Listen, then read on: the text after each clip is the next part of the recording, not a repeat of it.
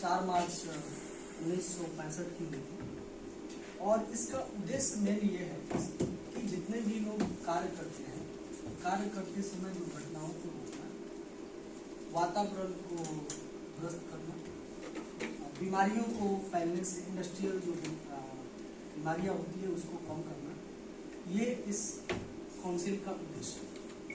इसको रोकने के लिए बहुत सारे एक्टिविटी जो अपनाया जाता है, जैसे कि सेफ्टी ऑडिट, जैसे कि रिस्क असेसमेंट, हैज़ार्ड स्टडीज, जैसे कि साइनेज लगाना, इसके अलावा इमरजेंसी अवेयरनेस करना, फिल्म बैच दिखाना, फिल्म दिखाना लोगों को, कैलेंडर जो है डिस्ट्रीब्यूट करना, डायरी पब्लिश कराना, ऑनलाइन ऑफलाइन ट्रेनिंग देना, जो कि हम लोग करते हैं।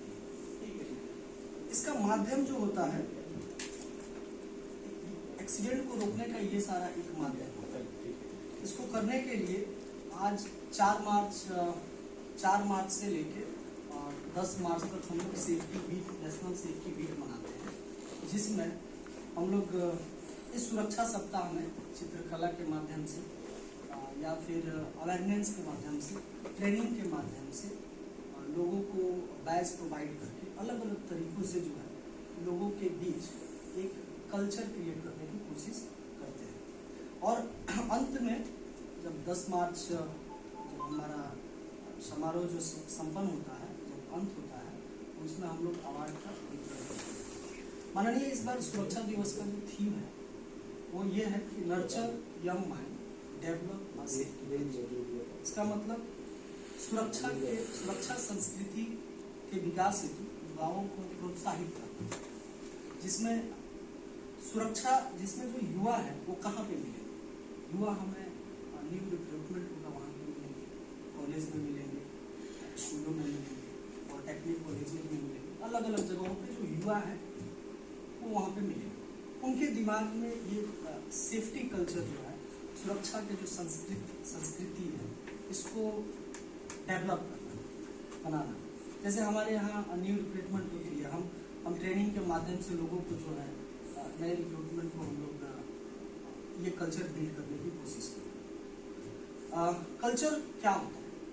सेफ्टी कल्चर क्या होता है? एक तरह का ये हमारे द्वारा ही बनाया हुआ एक तरीका है, जो कि ये एक प्रकार का समूह है, ये एक दूसरे में ट्रांसफर होता है। जैसे आज मैं टी शर्ट पहनूं तो ये भी पहनना, दैट इज द ट्रांसपोर्ट। तो ये ट्रांसफर होता है। इसमें हम अपने व्यवहार को, हम अपने बिहेवियर को डेवलप करते हैं, एक दूसरे को देखते हैं। ये एक तरह की संस्कृति है। जैसे कि हम घर से निकलते हैं तो normally we wear the T shirt और जीन्स और शर्ट, तो ये एक तरह का कल्चर है। ये कल्चर हमें युवाओं में डेवलप करना है, ताकि कहीं भी काम करें तो सुरक्षित काम करें और आने वाले दिन में दुर्घटनाओं को रोकें। दुर्घटना का मतलब अगर हम बात करें, दुर्घटना कैसे होती है? सिंपल वे में बात करें तो 2 चीज होती है, एक अनसेफ एक्ट, एक अनसेफ कंडीशंस। जिसमें अनसेफ एक्ट का जो पार्ट होता है वो बहुत बड़ा होता है, जो हम करते हैं। हम कोई भी काम कर रहे हैं, अगर गलत तरीके से करते हैं तो इसका दुर्घटना में हिस्सेदारी बहुत बड़ा होता है। तो इसको हमें रोकना होगा, तभी जाके हम दुर्घटनाओं को कम कर सकते हैं।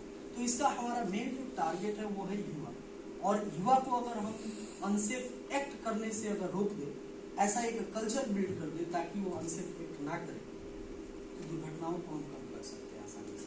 तो हमारा ISTC का भी टारगेट यही है, हमारा ISTC का भी पर्पस यही है कि जितने भी युवा हैं उनके दिमाग में ये सेफ्टी, ये सुरक्षा की जो संस्कृति है, इसको बिल्ड कर देना।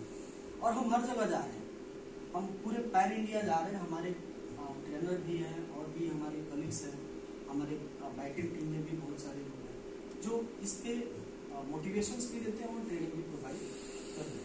इसके माध्यम से युवा के दिमाग में कल्चर बिल्ड हो रहा है और दुर्घटनाओं को कम कर रहा है। अगर हम बात करें, बहुत सारी चीज़ें हम यहाँ पे करते हैं। हमारे ऑफिस में जो भी कलीग्स हैं उनको पता है कि रिस्क असेसमेंट करना होता है।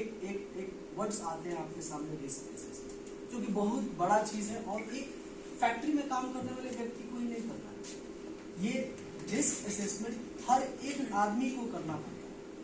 एग्जाम्पल के तौर पे अगर हम बात करें तो हमारे जीवन में हम रोड क्रॉस करते हैं, हम चाय पीते हैं, हम चेयर पे बैठते हैं, हम कहीं पे भी कोई भी काम, कोई भी एक्टिविटी अगर शुरू करते हैं, that time we conduct the risk assessment. Simple way में कहें तो इस पूरे रिस्क असेसमेंट में जो है एक प्रोसीजर होता है, जो कि आप सबसे पहले खतरा पहचानते हैं, उसके रिस्क को एनालिसिस करते हैं और कंट्रोल करते हैं। ये काम आप आसानी से करते हैं, बहुत आसानी से करते हैं। तो इसे हमें इम्प्लीमेंटेशन प्रॉपर वे में हमारे साइटों पे कराना है। इसके अलावा लास्ट में मैं ये कहना चाहता हूँ कि एक बच्ची है या एक बच्चा है, he was saying to me कि please stop my father if you are seeing he is doing unsafely work outside। So ये हमने बेड़ा उठा लिया है कि हम वैसे लोगों को रोकेंगे जो अनसेफ काम करते हैं। And now I am going to over to HR ma'am।